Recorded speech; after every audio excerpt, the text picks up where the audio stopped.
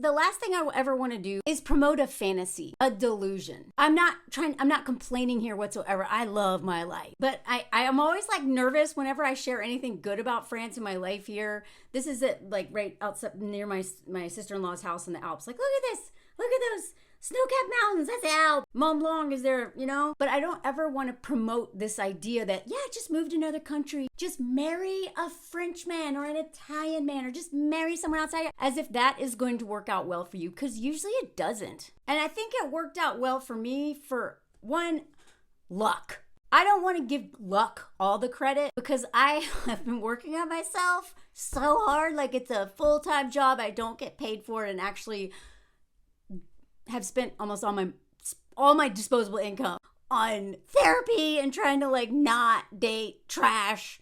Most of y'all know my story, anyone who follows me.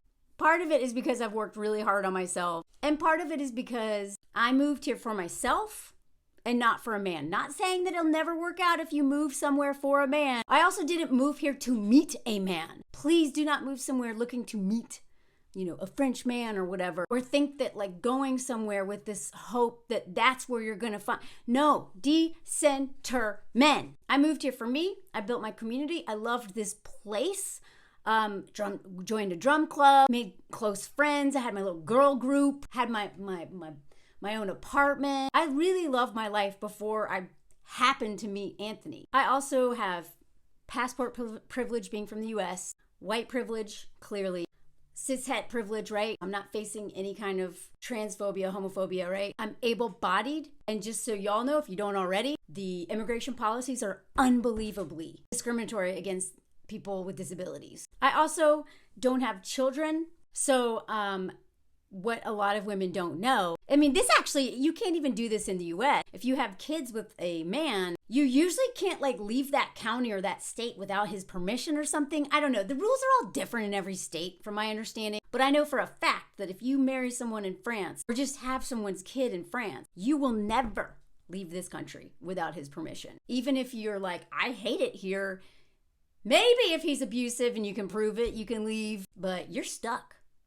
And until that kid is like 18, if you want to be near your child, you're stuck. So there's all these things that a lot of women especially deal with when they immigrate to another country that I don't have to deal with. And because I have like middle class privilege too, I'm not dependent on a system. I'm not fleeing a war zone. I'm not dependent on a country like whatever. I'm just way less vulnerable, just middle class alone, plus all the other things, right?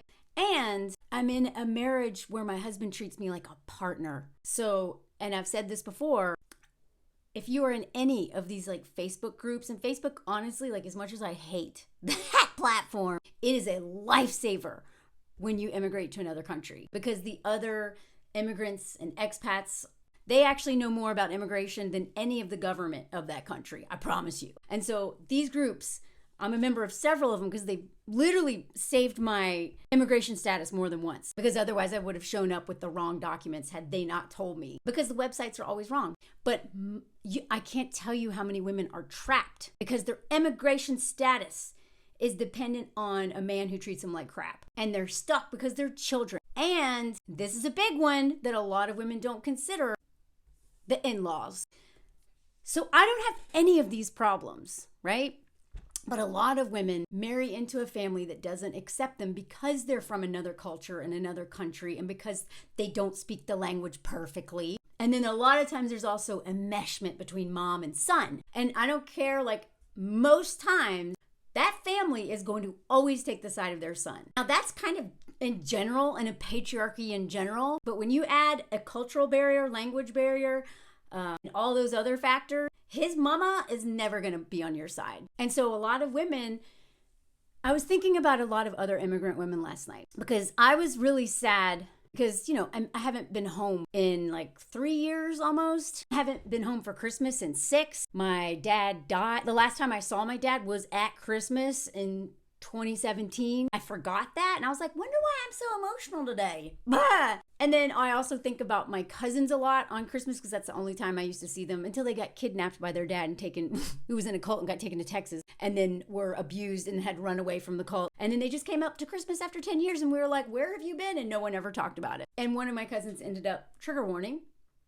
jumping off the tallest bridge in America. So when I think of Christmas, I think of my cousin I'll never see again. I think of my sister. I think of my cousin, my other cousin who is still here, but I don't ever see her. I think of all my memories around Christmas are mostly in the United States because that's where I spent the majority of my life. And so I don't get homesick very often, but when I do, it's usually at Christmas time. It's also when I used to spend time with my dad. You know, I was raised by a single mom, but I'd see my dad like a few days a month, and then I'd spend like a whole week with him at Christmas. So that was like bonding time with dad. So Christmas I associate with home, with dad, with family members, and tragic storylines, but also moments together. And so despite me not having the problem of having a mother-in-law competing with me or jealous of me or not accepting me, I have none of that. My mother-in-law treats me like her own daughter.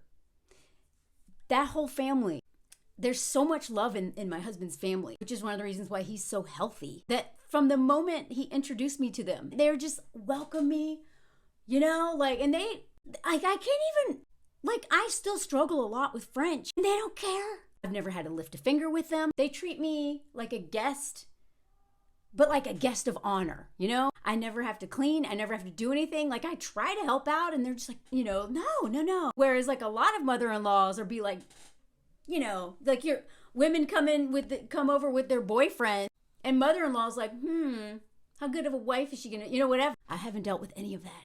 So a lot of women who immigrate to another country and get married or immigrate for a man end up really miserable and trapped.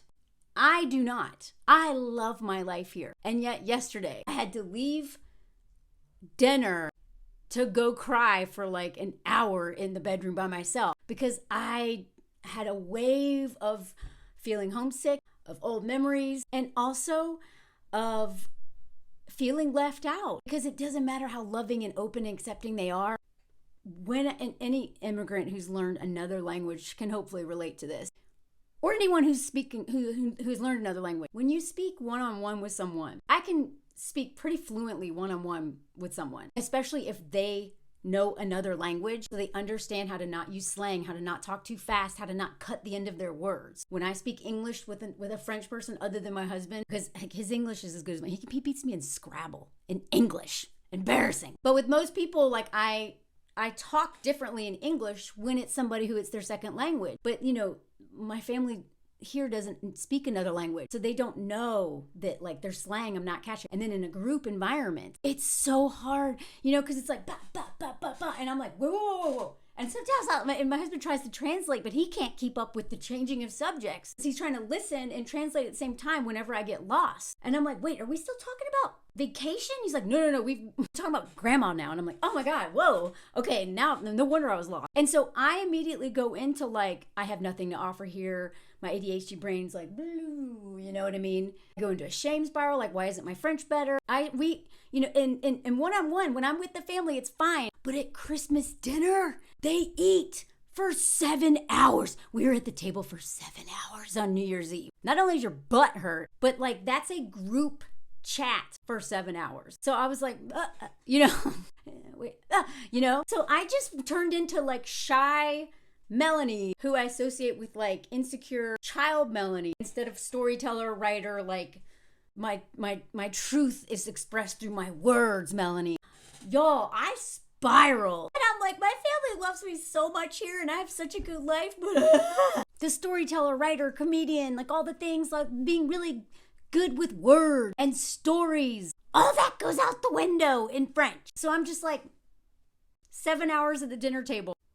Can't keep up. My husband can't keep up trying to, you know, listen and translate. And then Christmas Day, 6 hours at the table. I just spiral really quickly. And the reason I just want to tell this dumb story is that it is super challenging living in another country when you have an easy life. You feel alone, you feel left out, you feel stupid, you miss home. And I feel like a lot of women sell a fantasy.